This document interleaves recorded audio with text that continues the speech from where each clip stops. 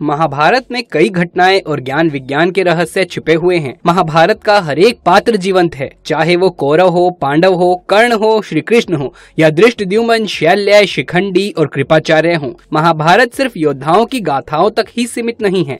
महाभारत से जुड़े श्राप, वचन और आशीर्वाद में भी रहस्य छिपे हैं।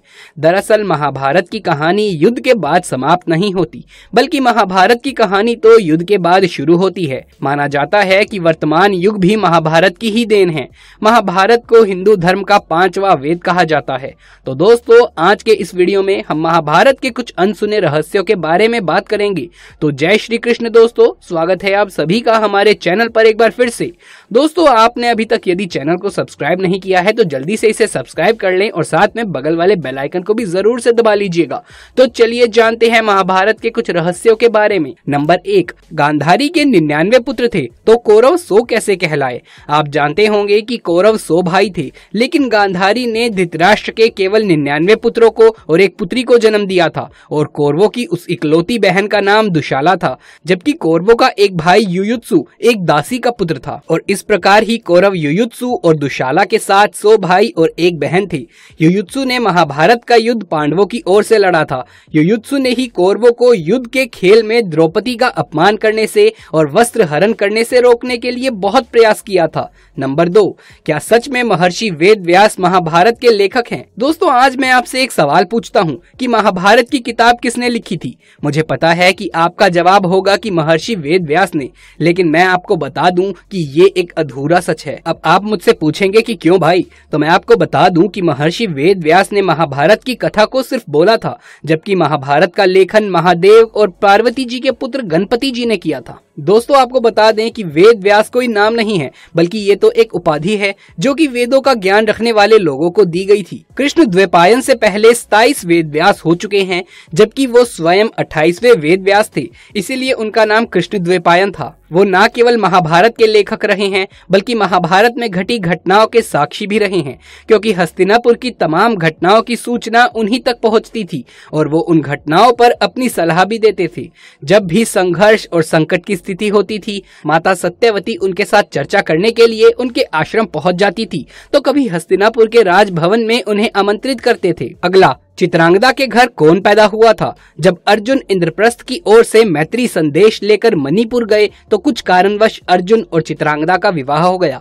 बाद में अर्जुन ने निराधार संदेह के कारण चित्रांगदा को उस समय त्याग दिया जब वो गर्भवती थी। तब चित्रांगदा ने ठान लिया कि वो इस अपमान का बदला अर्जुन की पराजय से लेगी, जिससे बब्रुवहन नामक पुत्र ने जन्म लिया। बाद में वो मणिपुर का राजा बना। उसकी माता ने बब्रुवहन को ये नहीं बताया कि अर्जुन उसका पिता है, और जब युधिष्ठिर ने चक्रवर्ती सम्राट बनने के लिए अश्वमेघ यज्ञ का आयोजन किया और उस अश्व को छोड़ा गया, तब अर्जुन उस अश्व के साथ गए थे। घूम फिर करके वो घोड़ा मणिपुर पहुंचा और मणिपुर का राजा यानी कि अर्जुन के पुत्र बब्रुवहन ने उस घोड़े को पकड़ लिया, लेकिन अर्जुन और बब्रुवहन एक दूसरे से परिचित नहीं थे। बब्रुवहन को देखकर अर्जुन ने कहा कि मैं इस समय इस यज्ञ के घोड़े की रक्षा करता हुआ तुम्हारे राज्य में आया हूँ, इसीलिए तुम मुझसे युद्ध करो, जिसके कारण बब्रुवहन और अर्जुन के बीच में भयंकर युद्ध होता है और अर्जुन वो युद्ध हार जाता है। बब्रुवहन ने अर्जुन का सर धड़ से अलग कर दिया और जब बब्रुवहन की माता ने उसे ये बताया कि अर्जुन उसके पिता हैं, तो उसे आत्मगिलानी का अनुभव होने लगा।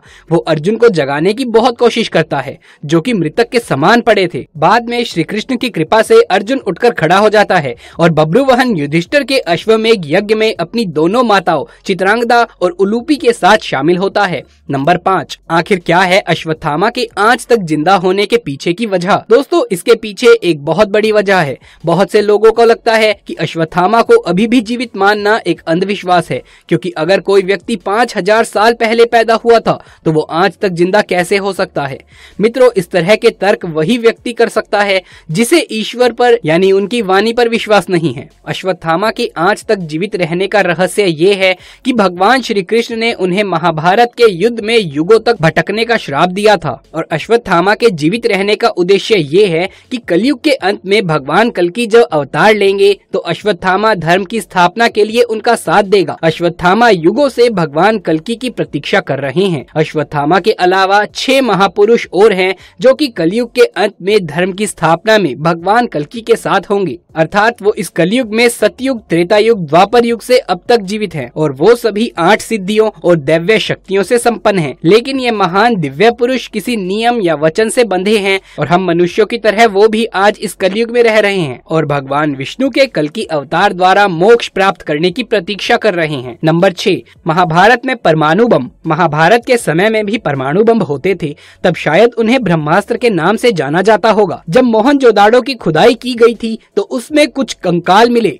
जिसमें विकिरण का प्रभाव था। अब सवाल ये उठता है कि क्या ब्रह्मास्त्र जो उस समय इतना विस्फोटक था वही परमाणु बम था, क्योंकि पुराणों में ऐसे प्रमाण मिलते हैं कि जब भी ब्रह्मास्त्र का प्रयोग किया जाता था पूरे ब्रह्मांड में एक तेज गर्जना सुनाई देती थी। हजारों उल्कापिंड आकाश से गिरने लगते थे, आकाश जल जाता था, ऐसा लगता था कि पृथ्वी पर भयानक भूकंप आया है, हवा तेज गति से बहने लगती थी। सोचिए कि आज के आधुनिक युग से महाभारत काल का समय कितना दूर था। खैर, नंबर 7, 5 जन्य शंख क्या है? मित्रों, 5 जन्य शंख एक दुर्बल शंख है। श्री कृष्ण के शंख का नाम 5 जन्य शंख था, जिसकी उत्पत्ति समुद्र मंथन के दौरान हुई थी। महाभारत में श्री कृष्ण अपने 5 जन्य शंख से पांडव सेना में जोश भर देते थे और इससे कौरव की सेना में भय पैदा हो जाता था। इसीलिए इस शंख को विजय और यश का प्रतीक माना जाता है। कहा जाता है कि ये 5 जन्य शंख आज भी मौजूद है। ये शंख हरियाणा के करनाल का बताया जाता है। कहा जाता है कि इसे करनाल से 15 किलोमीटर पश्चिम में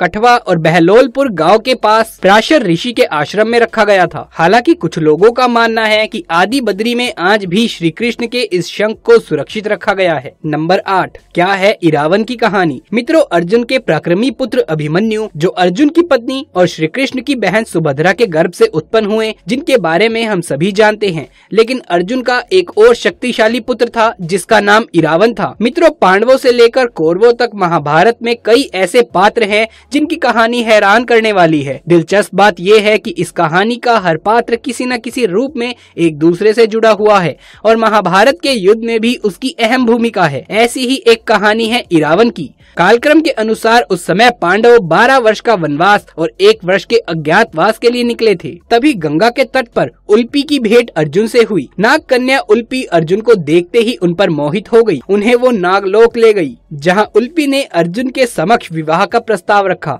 दोनों ने शादी कर ली और उन दोनों को इरावन नाम का एक बेटा हुआ। इरावन एक कुशल धनुर्धर और मायावी हथियारों का ज्ञाता था। इरावन के जीवन का एकमात्र लक्ष्य महाभारत के पवित्र युद्ध में अपने पिता अर्जुन का समर्थन करना था। महाभारत के युद्ध में एक समय ऐसा आता है जब पांडवों को अपनी जीत के लिए मां काली के चरणों में स्वेच्छा से अपना सर बलिदान करने के लिए एक राजकुमार की आवश्यकता होती है। जब कोई राजकुमार आगे नहीं आता तो इरावन इसके लिए स्वयं को समर्पित कर देता है, लेकिन वो एक शर्त रखता है कि वो अवैवाहित नहीं मरना चाहता। अब संकट ये पैदा होता है कि अगर उसकी शादी किसी राजा की बेटी या आम महिला से होती है तो कोई भी पिता अपनी बेटी की शादी इरावन के साथ करने के लिए तैयार नहीं होगा, क्योंकि जल्दी ही वो काल के गाल में जाने वाला था। तब भगवान श्री कृष्ण स्वयं मोहिनी रूप में आकर इरावन से विवाह कर लेते हैं। इसके बाद इरावन अपने हाथों से अपना सर मां काली के चरणों में अर्पित कर देते हैं। इरावन की मृत्यु के बाद भगवान श्री कृष्ण उसी मोहिनी रूप में एक विधवा महिला की तरह कुछ समय के लिए उनकी मृत्यु का शोक मनाते हैं। यहाँ माँ काली प्रसन्न होकर पांडवों को विजय श्री का आशीर्वाद देती है और माँ काली इरावन की भक्ति को देखकर उन्हें फिर से जीवित कर देती है। लेकिन महाभारत के युद्ध में इरावन को शहादत मिलती है। कुरुक्षेत्र की लड़ाई में उसने शकुनी के 6 भाइयों को मार डाला और कई अन्य योद्धाओं को भी हराया। 8वें दिन की लड़ाई में इरावन को अलम्बुश नाम के एक राक्षस ने मारा था। दक्षिण भारत में आज भी इरावन की पूजा की जाती है। नंबर 9, युधिष्ठिर का अपने शरीर के साथ स्वर्ग जाना। दोस्तों, 5 तत्वों से बने इस शरीर को मृत्यु के बाद हर इंसान को छोड़ना पड़ता है, लेकिन हम सभी जानते हैं कि इसका एकमात्र अपवाद पांडव के पुत्र युधिष्ठिर थे। भले ही युधिष्ठिर धर्म का हिस्सा थे और उन्होंने अपना पूरा जीवन धर्म पथ पर बिताया था, लेकिन वो शारीरिक रूप से स्वर्ग पहुंच चुके थे, क्योंकि इसके पीछे एक रहस्य है। दरअसल यमराज को किसी श्राप के कारण धरती पर जन्म लेना पड़ा था और वो कोई और नहीं बल्कि विदुर थे, जो पृथ्वी पर यमराज का जन्म थे। और इसीलिए जब विदुर ने अपने प्राण त्याग दिए थे तब उनकी आत्मा युधिष्ठिर के शरीर में शामिल हो गई थी, क्योंकि युधिष्ठिर धर्मराज के अंग थे और यमराज भी स्वयं धर्मराज हैं। यही कारण है कि युधिष्ठिर अपने शरीर के साथ स्वर्ग में प्रवेश करने में सक्षम थे, क्योंकि यमराज स्वयं उनके साथ थे।